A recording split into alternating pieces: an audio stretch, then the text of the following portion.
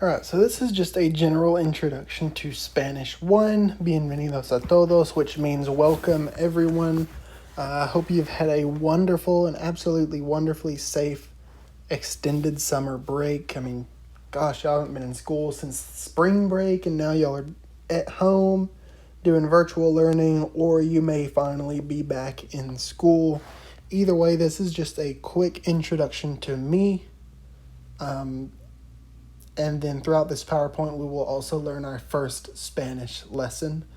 This was made with my in-person students in mind, so some of this stuff is not going to be applicable to my virtual learners, but we are still going to make this work, and we're going to be able to move through this. So I'm basically just going to introduce myself, and then for my in-person students, I had them introducing themselves, but for you that are on virtual learners, after you watch this video, what I want you to do is you're going to be going to the Flipgrid assignment that is listed under the discussion board or under the discussions in classwork, and you are going to make a quick 30-second Flipgrid video that just introduces you to the class.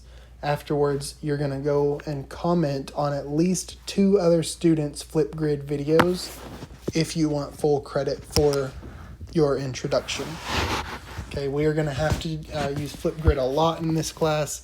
It is a language class that I need you speaking, especially with partners. So Flipgrid is going to be very essential in this course. If you do not have a webcam that works properly, I would go out and get one of those. If your webcam on your Chromebook is not currently working, please email Lance Rogers at lrogers@crandallisd.net. Mr. Rogers is our new tech helper at the middle school, and he's in charge of Chromebooks. So if you do not have a webcam working on your Chromebook, please email Mr. Rogers. All right, so a little bit about me. My name is Caleb Letquitz, but I'm not going to ask you to call me Mr. Letquitz. That's just too long and too confusing. So let's stick with Mr. L. It's a lot easier. It's a lot shorter. That way you don't always have to go back and look at your class roster every time you need to email me to look for my last name. Little about me. So this is my 4th year teaching. I spent 2 years teaching in Tyler as an English teacher, and then I spent last year teaching at a very, very small school where I started teaching Spanish. Now, I've always taught high school students, and I've normally only taught the older kids. So this is my first time really teaching middle school. Sometimes I teach a little quickly because I am used to teaching high schoolers. So if I'm ever going too fast for you, or you need me to go back over a lesson because I went too fast, please let me know. You can always talk to me in one of our Google Meets. You can shoot me an email, or you could just put a comment underneath the video and say, hey, could you go back over this? I'm still a little confused. I will always be happy to go back over a lesson. Please let me know. With the tent in the top left-hand corner, I do love going camping, but really anything that gets me outdoors, I really enjoy. I like traveling. I like going to new places. I like working in the yard. I like camping. I like fishing, sports. Anything that'll get me outside is a win for me. So The Office is my favorite TV show, but at the same time, I love all TV shows, especially the ones that are really funny. If you really like Japanese customs, I also like anime, and I'm more than happy to discuss some of those with you. So, if you have something that you enjoy watching, please feel free to let me know what you're watching so that I can maybe check it out too, because I'm running low on TV shows to watch. The 3 dogs in the middle, those are my 3 dogs that live with me. The one on the left, her name is Daisy. Although she looks cute, she is the meanest dog in the world. If you even look at her, she'll probably bite you. The one in the middle, that's Sissy. She is what we call the fat dog because she eats everything that's in front of her, and as you can see from the picture, she's a little bit chunky. And then the one on the right, that's Lily. She's our newest addition to the family. We got her in December. And she's just Lily. Last thing you really need to know about me for this page is that I am an absolute coffee addict. If you do happen to come back to school and you start doing the in-person classes, you'll probably walk into a classroom that smells like strong coffee. That's because I drink about anywhere from 2 to 4 pots of coffee a day, which means I do have a pot running in my classroom almost all day long. So if you come into my classroom and it smells like coffee, just know there is probably a pot of coffee brewing somewhere in my room.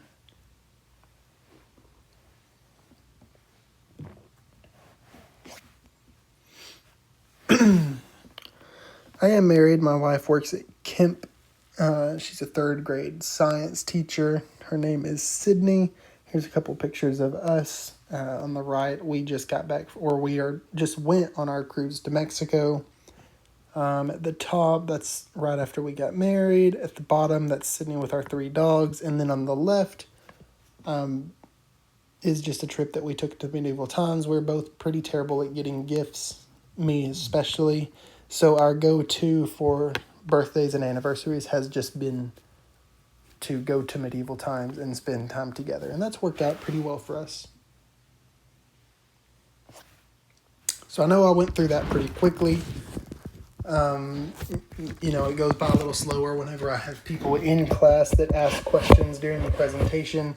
But for y'all that are virtual learners, it goes by a lot quicker and I don't get to touch on as many things about myself. So if you have any questions about me, if you want to get to know me better, please feel free to ask me. You can shoot me an email. You can mention them during the next Google Meets conference. Anything you want to know about me, about this class, or about how school is going to go throughout this COVID time. So just let me know.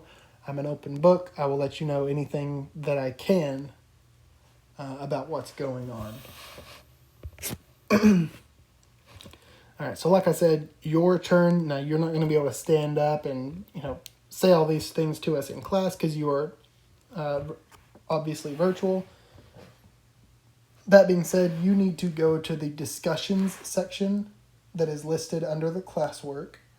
There should be a link that'll take you to flipgrid.com. And in that Flipgrid, you're going to create a short 30-second introduction video of yourself that tells me your name, one thing you did this summer, and then one interesting fact about you. Once you have made the video with those 3 things, you then need to comment by making another video on at least 2 other students' videos. That way everyone is talking to each other. I can go back and look at these videos and kind of get a feel for your faces. I will also comment on a couple of your videos just introducing myself to y'all, but I may not do it to everyone because I do have about 70 kids that are going online, and I don't want to make the same video 70 different times. So if you're interested on my welcome back videos, just find one of your classmates that has posted a video that you can see my comment, and you can just watch that comment there.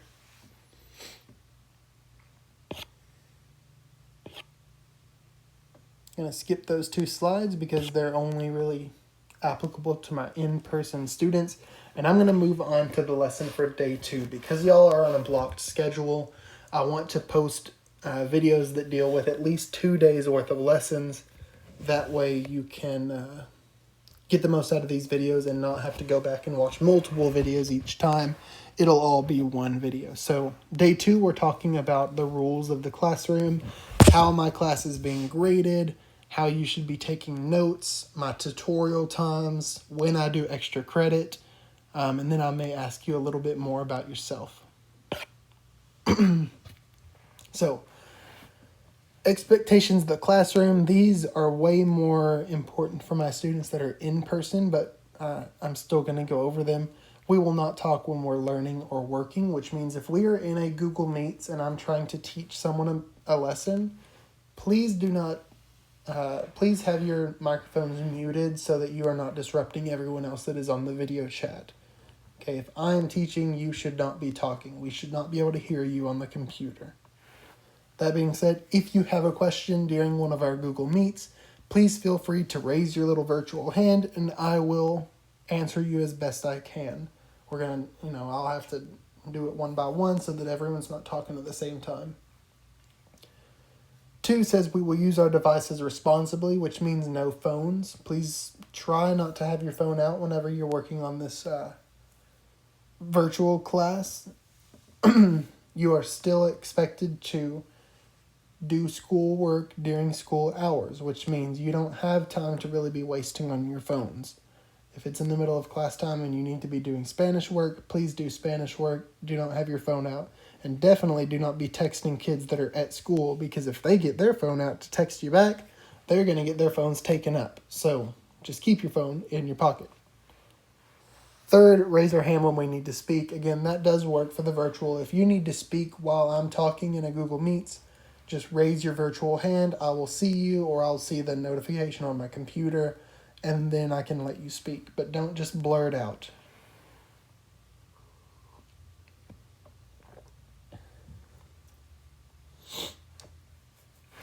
Now, the last 2 rules of the classroom, I'm actually letting my students kind of decide what these rules are going to be.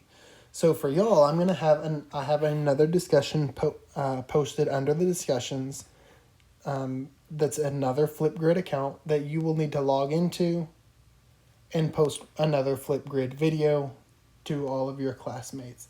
In this video, I'm expecting you to tell me 2 rules that you think should be included in our Spanish classroom. These can be rules that are mostly online based, or it can be rules that you think I should include in my in-person classes. That is up to you. Once you've posted those 2 rules, this time I do not need you to comment on another student's post. I just want you to post a video saying 2 rules that you think should be included in the Spanish class this year. Again, either online or in person. So that's going to be found under the discussion. So remember, you've already had a discussion board post introducing yourself through Flipgrid. This time you're going to use Flipgrid to talk about rules. So you will have 2 Flipgrid videos to make. This is just an accountable talk slide for if I had you commenting on one another. This is what my in-person students are doing. But for y'all, I just want you to post a video telling me 2 rules that you think should be included. Now, if you are new to Crandall, this may not look familiar to you, but if you are coming back from, if you were in Crandall for your 7th grade year, then the crew poster probably looks very familiar. So this is more for in case you come back to an in-person classroom later. I still want you to know this information. Our conversation level that we want in our classroom is going to be anywhere from a 0 to a 2. If I'm talking, you should not be talking, so it should be silent 0. That being said, sometimes I may let you work in small groups or partners where I need you to discuss answers. At that point, your conversation level could be up to a 2. Most likely, I'm going to ask you to keep it at a 1. How do I get help or a response? You always need to raise your hand, even in virtual learning. Please make sure to raise your hand. Don't just speak out. Engagement. How do I participate? We are going to have to work together on this. So when I post a Flipgrid video, you have to work with the Flipgrid. You have to comment on other students. Spanish is a spoken language. You're going to have to use it a little bit. So you're going to have to get comfortable recording yourself speaking in Spanish and posting it online, just as my in-person students are going to have to get comfortable standing up in front of the class and speaking it out loud. Everyone's going to have to use the language. Everyone's going to have to communicate. Everyone's going to have to work together. And I guess you can just kind of ignore the where. How can I move around the room? I mean, most likely you're in your own room, so I'm not going to tell you to stay seated. It's your room. If you want to stand up and do jumping jacks in the middle of the classroom, do it. Consequences if you break one of the rules that we have mentioned, or just break a rule in general on online or in person. These are my 5 steps for fixing those consequences. First will just be a quick verbal reminder in class. So let's say you forget to mute your mic and you start talking. I may say, hey, please mute your mic and keep it muted if you're going to talk. Second time, for my in-person students, is going to be a hallway pullout. For my online students, I will probably send a personal email to you just saying, hey, what you what was experienced today was a little rude. Fix it and don't let it happen again in the future. If it keeps happening, if you keep doing the same offense over and over, a third consequence is going to be a parent contact. At this point, I will call your parent, and I will let them know that you are being disrespectful in the classroom. After that parent contact, if that doesn't quite fix the problem, I may ask you to do a 1-page reflection, where I expect you to write 1 page explaining why you did what you did. Now, this step may be skipped. It depends on what you're doing, but I may move on to office referral. And at this point, I will send an email to your assistant principal, and they will set up a meeting with your parent and with you, and they will dish out the consequences for me. These consequences do not start over each day. If you keep doing the offense a little bit each day, then you will still reach that office referral. It does not mean that you get to forget to mute your mic every single day and get away with it. If you forget to mute your mic for 5 days in a row, then yes, you're going to get in trouble.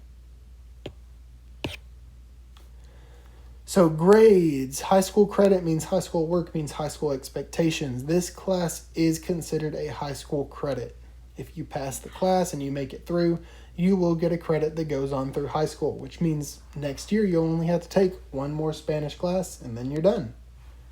That being said, you do not get credit unless I teach it like a high school class. So it will be a little more difficult. I may have to assign a little more homework that you have to do outside of school hours. I may expect more of you. My tests and my quizzes may be a little more difficult than you're used to, but that's because you basically are skipping a grade. You're jumping right into 9th grade classwork. So normally what will happen is we'll do about 2 to 3 daily grades per week. This can be a worksheet. It can be a game like Kahoot. It could be an actual quiz, whether that is a written quiz, a verbal quiz, or a listening quiz. But it's any worksheet that I just take as a daily grade. Tests, we're going to do about 1 every 2 to 3 weeks. Just depends on how we land in the textbook. Tests will normally be 30 questions and a mixture of multiple choice and short answer written questions. They will not all be multiple choice. Sometimes you will have to type or write out the Spanish answer.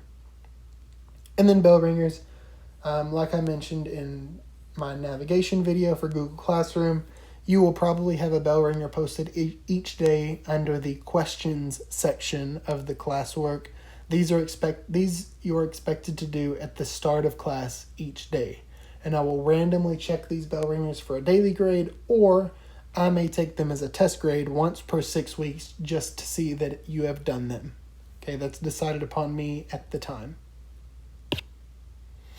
Tutorials and extra credit, you must tell me in advance if you are planning to attend my tutorial time so that I can remember to make the Google Meets available. But my tutorial times are Tuesday and Thursday from 4 to 4:30.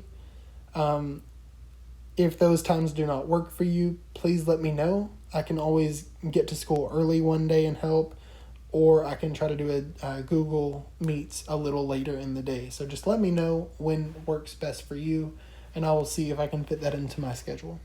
Extra credit is very rare in my class, so I suggest that when I offer it, seize the opportunity and actually do it.